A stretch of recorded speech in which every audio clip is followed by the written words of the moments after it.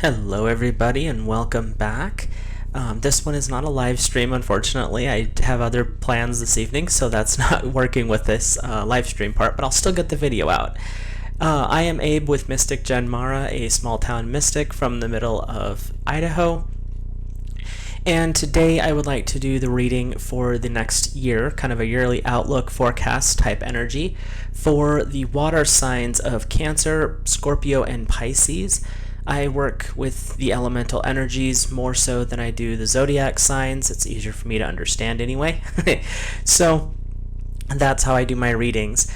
This type of a reading is not so much predictive, but it is giving you some heads up on some energy to work with during that month.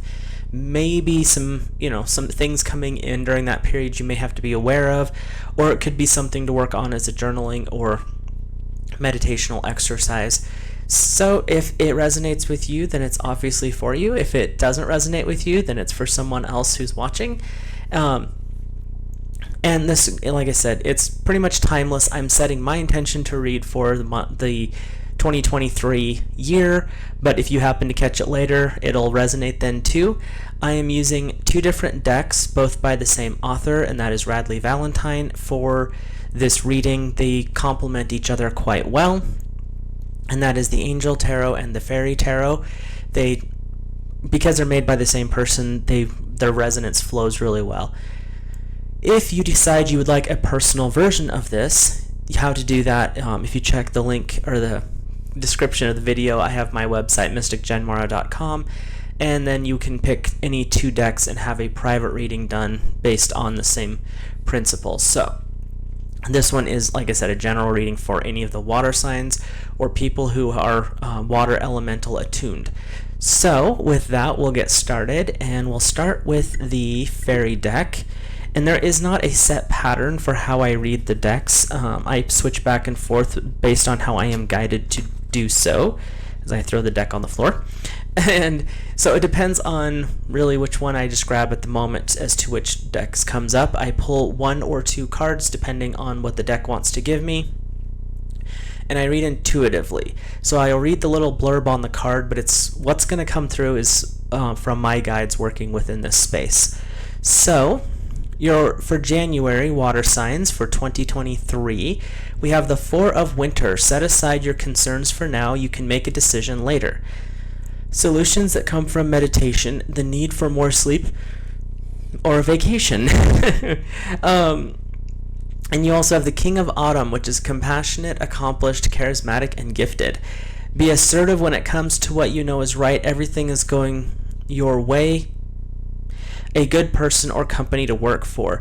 So you've got two different energies coming forward. So basically work with the one that works closest to you.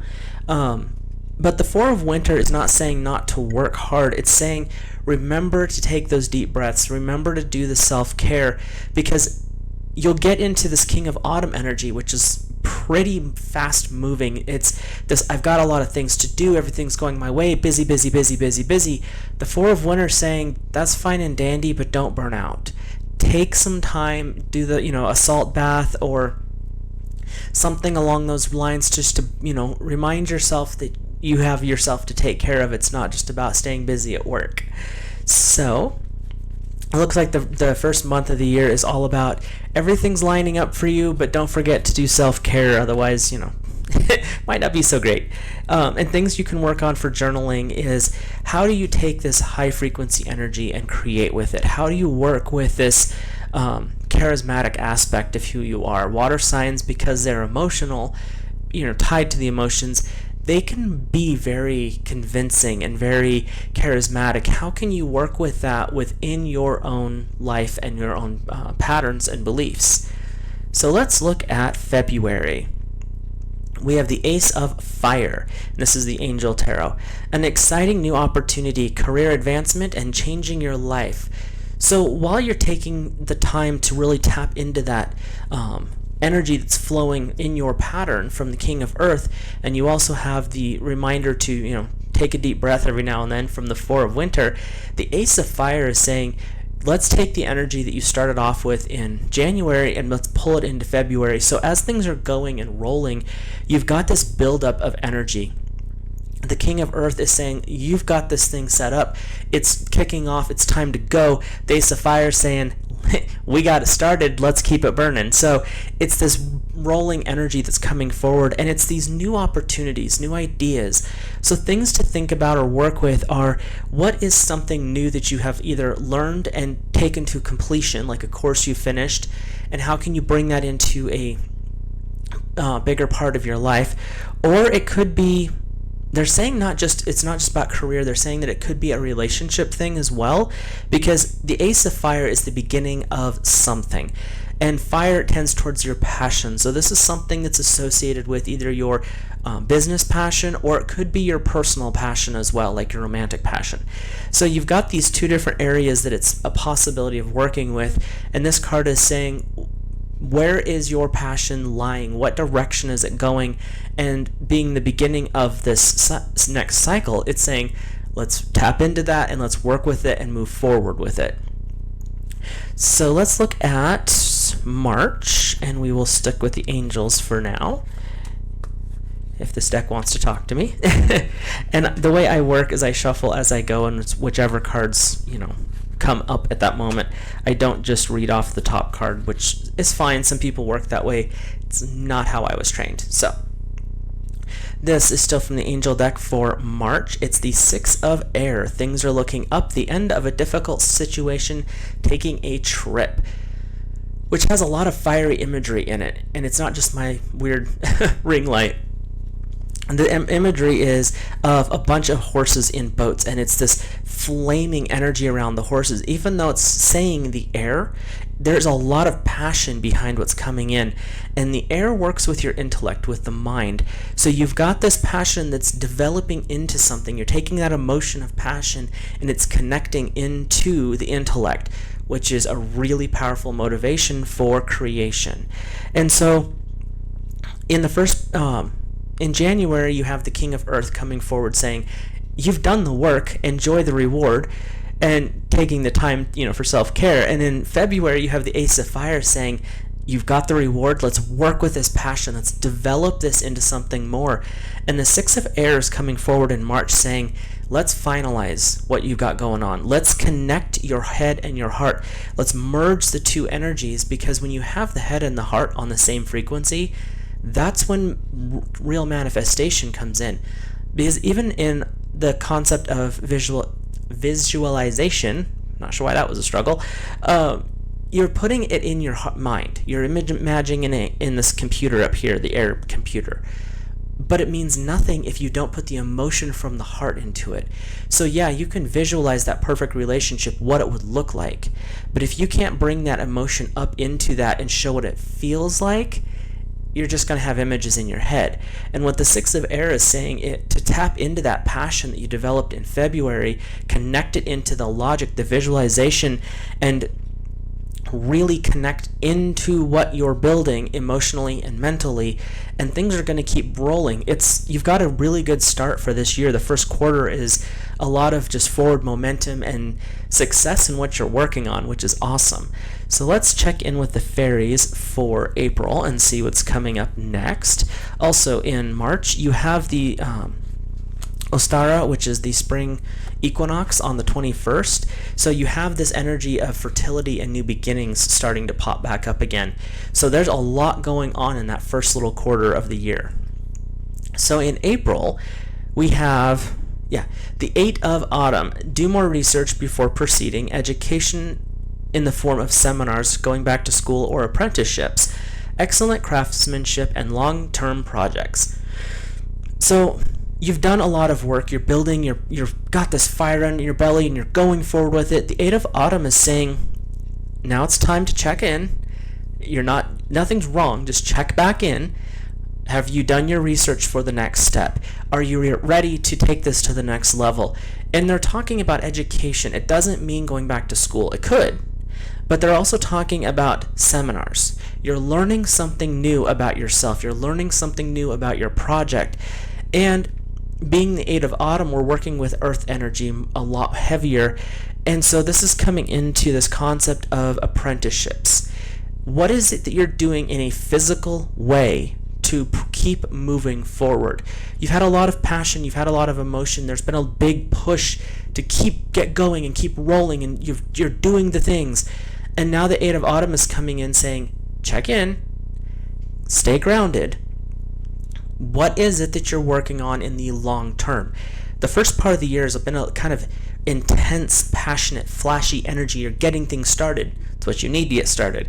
But the Eight of Autumn is coming in April saying, okay, you've got this passion, you've got the ball rolling, ground the energy and see what your next step is, because you're going long term with this. So working with things that will support you in the long term, whether that's emotional, therapy, counseling, something like that, or taking a new course that's related to your business, something that will help support your life in your romantic life or however. But that's what's coming in the month of April. So let's go back to the angels real quick here for the month of May. May has the holiday, the ancient holiday of Beltane. So this is actually a fertility holiday. So this could basically, whatever you start to work on during this month is going to be amplified by the sacred holiday of, and probably one of the biggest fertility rites in history. So for May, you have the major arcana cards. So these are life lesson cards. These are things that affect not just the now, they affect your life. And it's steps within your life is how you can look at it as well.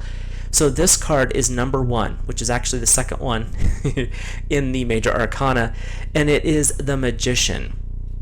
Archangel Raziel, you are ready. You have the resources or the abilities to manifest. Life is magical.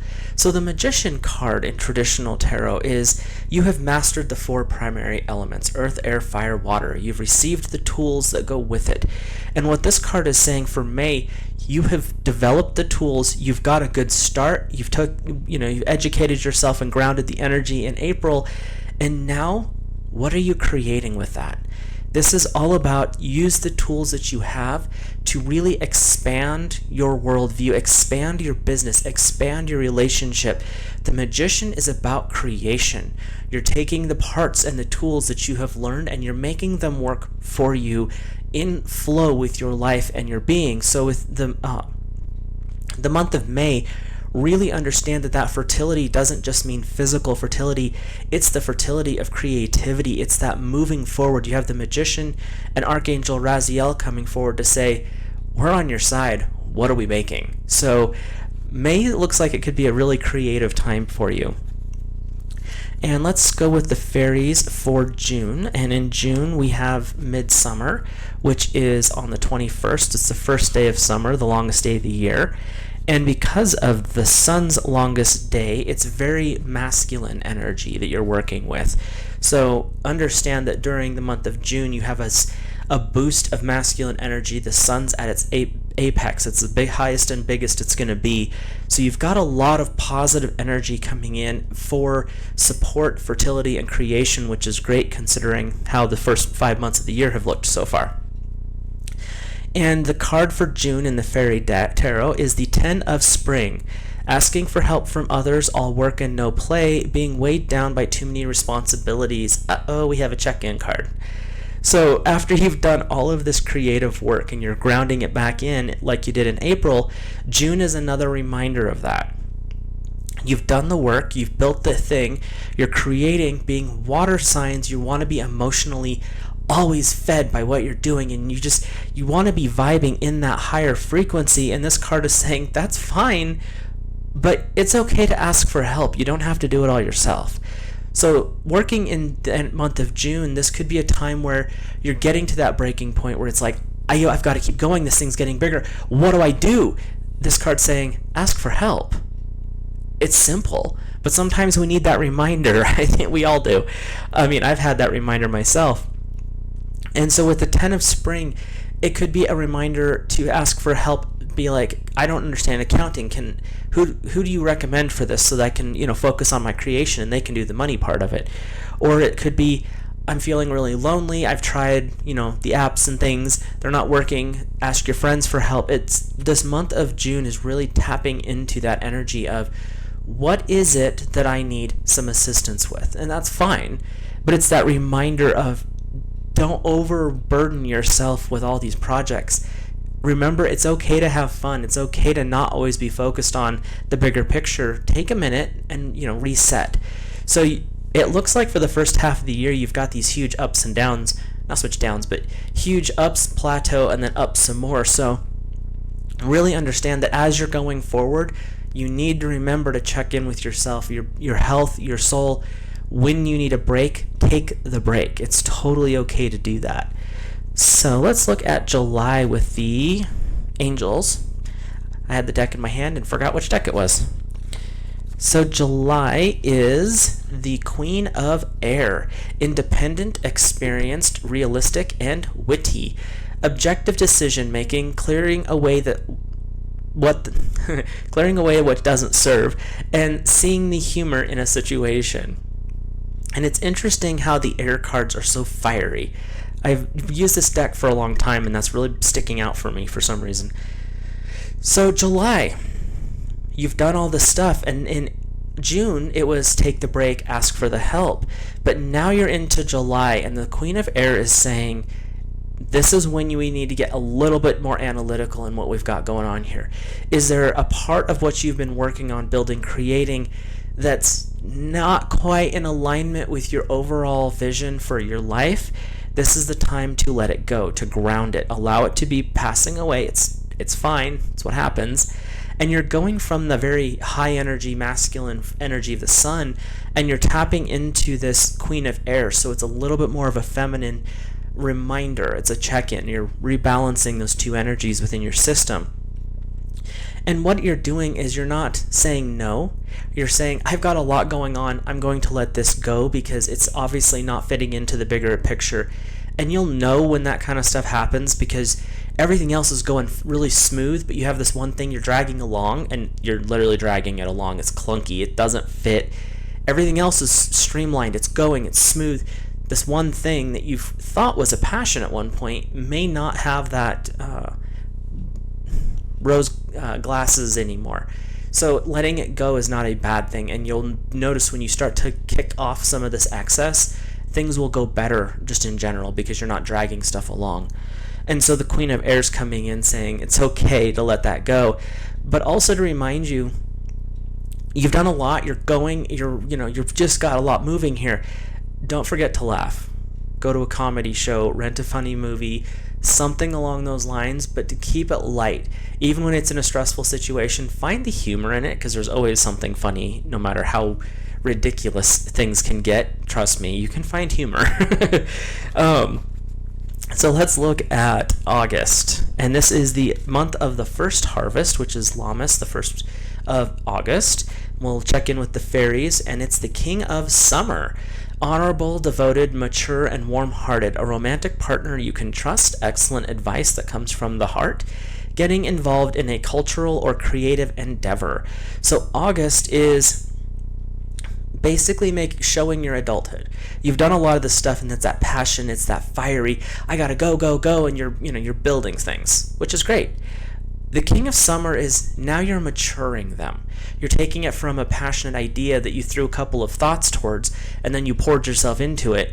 Now it's getting into a more stable environment. You're building into that more structured thing. You know what you've got going on. These are the steps. This is the process. You've set up a kind of a way for growth so you can see it shift and grow, and that applies for personal as well as business.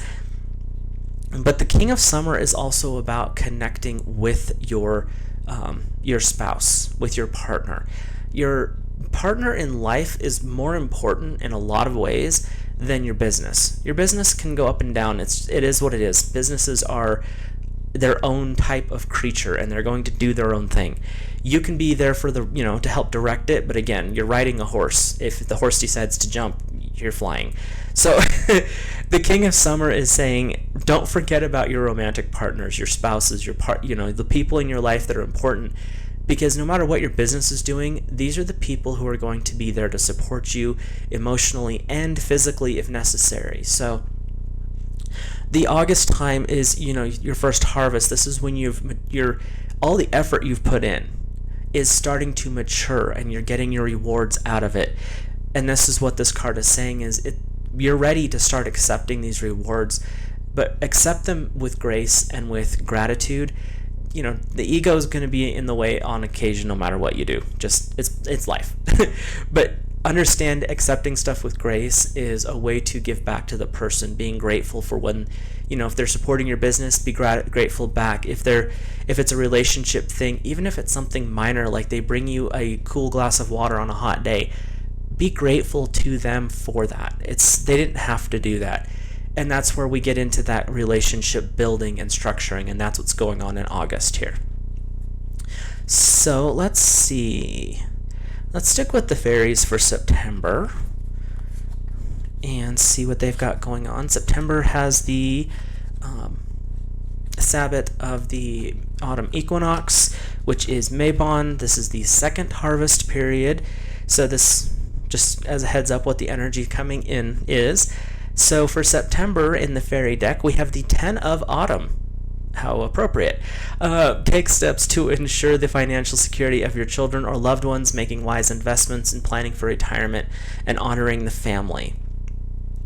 Which ties really well into the August card of the King of Summer, because you're connecting into your spouse. You're connecting into that first harvest. You're allowing the rewards that you've worked so hard on through the year to start to pour through. And the 10 of Autumn is saying, as those rewards are coming in, as the stuff, your prosperity is growing, and prosperity is business and home, especially with Autumn card, because you're working with some more earth energy type stuff. Understand that you have to put some aside for the future, and this is where that planning part comes in. So in where are we at here? September. It's not about just, oh, look what I've got, let's exploit it, basically spend it all right now. No, set some aside. You're planning for the future. You're working with the long term. You had the 8 of Autumn in April saying work towards a long term. You have the 10 of Spring saying work with the long term. So you've got this energy coming in 2023. You're setting things up for success in the moment, but you're also setting yourself up for success in the future period as well. And so the 10 of Autumn is coming in saying keep your family, work with your family, but also set your finances up for a long-term future, however that works for you.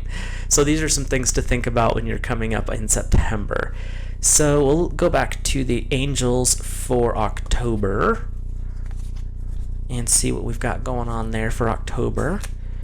And October has the final harvest, which is the celebration of Samhain. And so you've got this big ending period. It's the last of the big rush. It's the hunting season. You're getting ready for the cold winter months where everything gets kind of quiet and settles down normally, except for retailers around Christmas. But so that's what we're working with in the month of October. This is kind of the last home push to harvest and get everything put up and set up for winter. And with that, you have the number 4 of the Angel Tarot in the Major Arcana. So this is a life lesson or a path in your life, is the Emperor with Archangel Michael. So we're tapping into some masculine divine energy here. Organization and logic, structure and discipline and leadership. So Michael is a main defender of the angels. There's a few other ones out there, but when we're talking about well-known ones, Michael is the angelic defender. When he shows up, the weapon that he carries, and I call it a weapon, it's a tool if you want to call it that, the weapon he carries is a flaming sword. Whether that sword is blue or red depends on what he's doing.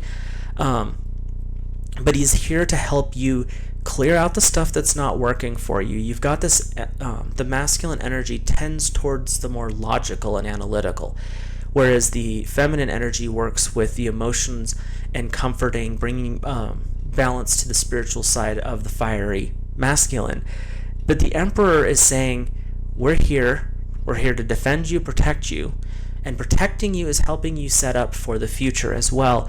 So this is a period of cleaning house, doing cord cuttings, literally cleaning your house, like physically cleaning the house, getting the clutter out, shifting from the summer, wardrobe, if you are in a situation where that happens, into the winter wardrobe, and just kind of preparing to shut things down. You're shutting your garden down if you have one. and just the usual stock up for the winter, quiet things down for this, the winter months. But you've got the Archangel Michael coming in as a defender in October. So use the energy of Michael to help you plan for your future through the winter months and longer term, obviously. And just be aware of the energy that's coming in, because you've got a lot of this planning ahead coming up, and it's saying that you're supported in the planning ahead, and Michael's here to help protect your future endeavors.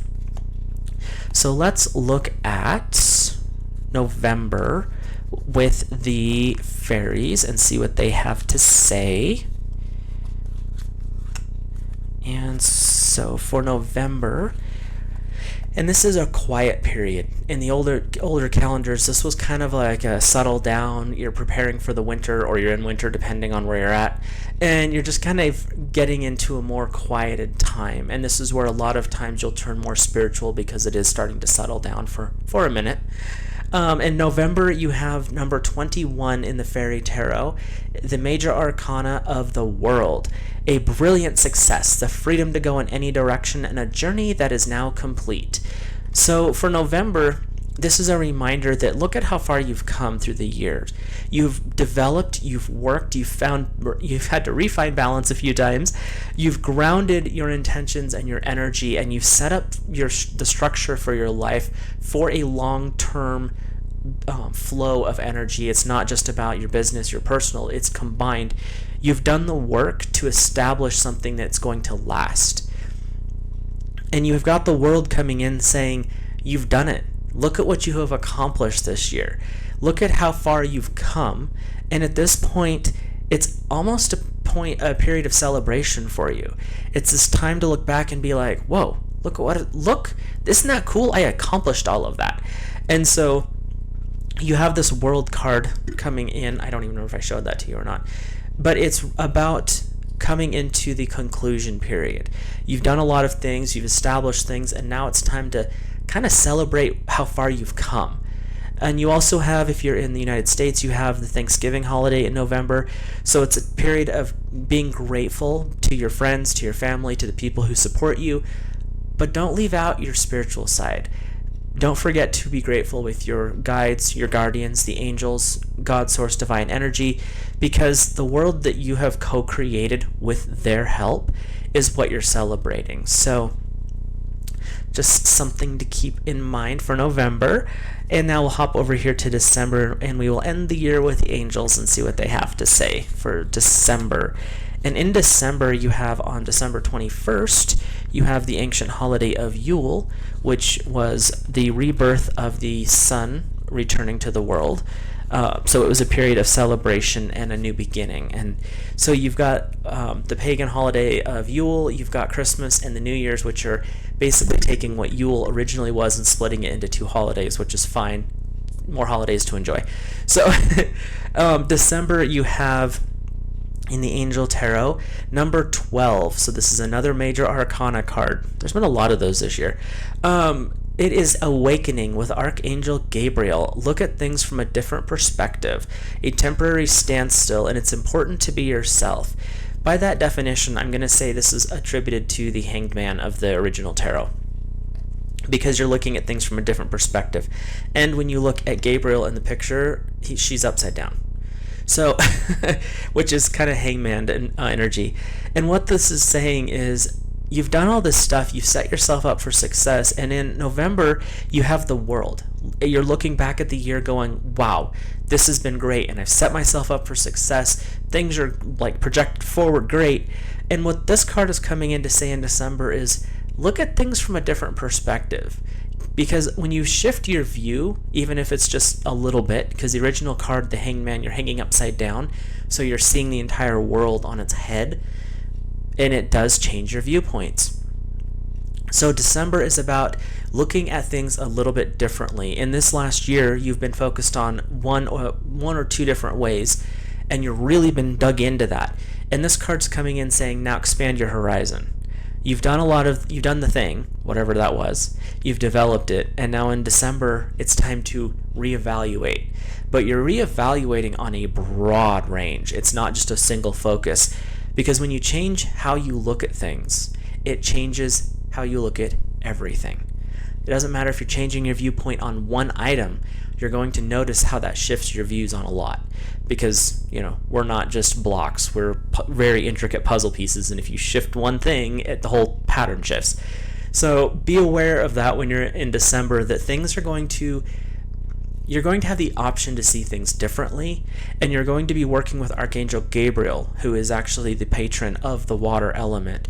She's the angel of the west. She carries the weapon of the chalice, so she carries the lunar energy with her. So December is really about tapping into your intuition, tapping into the source of you. I mean, you're a water sign, you're a Pisces, you're a Scorpio, you're a Cancer. Water is part of who you are. So Archangel Gabriel is kind of your patron. So you're ending the year in alignment with your core energy. So something to keep in mind as we're going through this next year. I hope that this reading resonated for you guys. I have actually loved doing this type of stuff. This is getting real close to the end of my 30 or upload every day of the month of December, and I enjoy it. It's just been really tiring because there's a lot between social events and things like that. This was a busy month. I'm not sure if I'll do this in December again. I've enjoyed it. I hope you guys have.